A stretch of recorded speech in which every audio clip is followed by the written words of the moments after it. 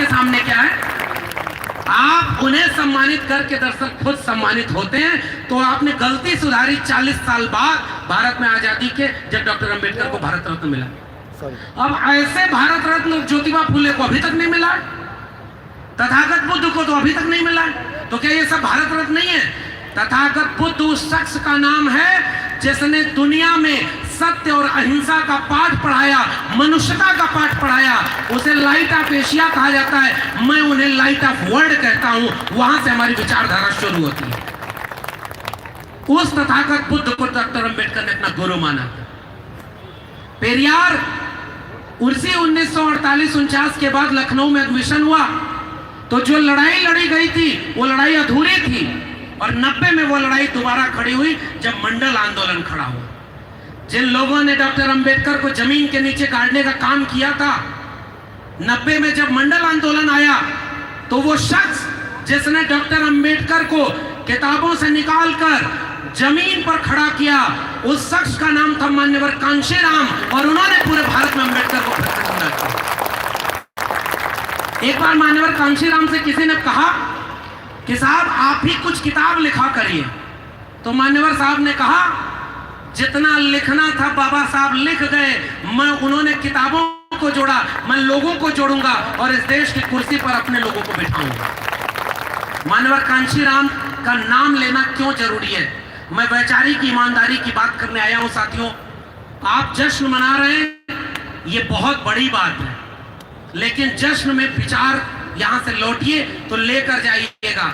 मान्यवर कांशीराम ने पहला संगठन बनाया, तो उसका नाम था DS4, बड़ा संगठन, और उसका नारा क्या है? बहुत जोखिम उठा रहा हूं, बाकी तो रोहित भाई समझेंगे, उन्होंने मुझे बुला लिया है, तो मैं तो अपनी बात कहूंगा। ठाकुर बाभन बनिया छोड़, बाकी सब हैं। यह नारा मान्यवर कांशीराम का दिया हुआ है। ये ईमानदारी थी वैचारिक।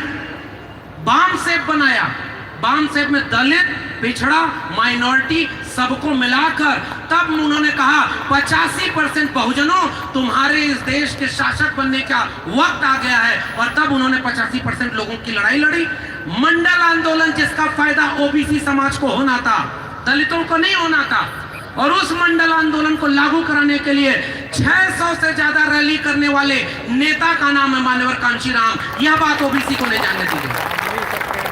तो मेरी पहली बात साथियों यही है कि हम अपने नायकों को जान ही नहीं पाए, इसलिए ओबीसी को पता ही नहीं। और मैं भी वैसे हरियाणा के ओबीसी लोगों से बात कर रहा हूं। यहाँ तो जमीन भी है, ताकत भी है, सब कुछ है, तो शोषण तो जहा ही नहीं। हमने शोषण तो इधर जहा सहा ही नहीं। मैं भी जिस इलाके से आता हूँ वहां भी किसी की हिम्मत नहीं थी कि ओबीसी लोगों पर कोई शोषण करे। दलितों ने अन्याय व शोषण इतना झेला था ना, सदियों सदियों से उन्हें इंसान नहीं समझा गया, और जब उन्हें अपना मसीहा मिला ना, तो उसे दिल में बसाकर आज देश भर के कोने कोने पर खड़े। क्या मजाल कि कोई इनके हक को हकमारी कर ले। और लेकिन उन्हीं दलितों ने, डॉक्टर अंबेडकर ने, मान्यवर कांशीराम ने ज्योतिबा फुले की बात की। वो तो ओबीसी थे, माली जाति से आते थे। छत्रपति शाहू जी महाराज ओबीसी थे। पेरियार ललई सिंह यादव, चंद्रिका प्रसाद जिज्ञासु और तमाम रामस्वरूप वर्मा से लेकर तमाम लोग ओबीसी जाति के थे, लेकिन सबने मिल करके 85% लोगों की बराबरी का ख्वाब देखा था ना। ये लड़ाई हमारी 85% वंचितों शोषितों को एक करने की। अब दूसरी बात, वो लड़ाई थी क्या? वो लड़ाई थी हक, अधिकार, आत्मसम्मान की लड़ाई। डॉक्टर अंबेडकर ने, जब उनसे कहा गया, वहां पर लंदन में पढ़ने गए थे, डॉक्टर अंबेडकर को हम लोग क्यों इतना महत्वपूर्ण मानते हैं? डॉक्टर अंबेडकर तो अपने जीवन में कोई चुनाव नहीं जीते थे अपने दम पर, यानी वो फेल पॉलिटिशियन थे, वो तो नेता अच्छे थे नहीं। डॉक्टर अंबेडकर की बात कोई नहीं मानता था, उनके समाज के लोग को उनके खिलाफ खड़ा किया गया था। उसी समय आगरा में बहुत बड़ी रैली हुई थी जो दलित समाज के लोगों से करवाई गई थी। डॉक्टर अंबेडकर तो अकेले थे, उनकी बात कोई समझने वाला नहीं था।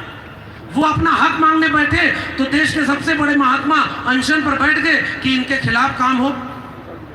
लेकिन डॉक्टर अंबेडकर इसलिए आज भी जिंदा हैं क्योंकि उन्होंने अनगिनत पन्नों में आपकी मुक्ति और आजादी की बात लिख दी है और आत्मसम्मान से जीना सिखा दिया है।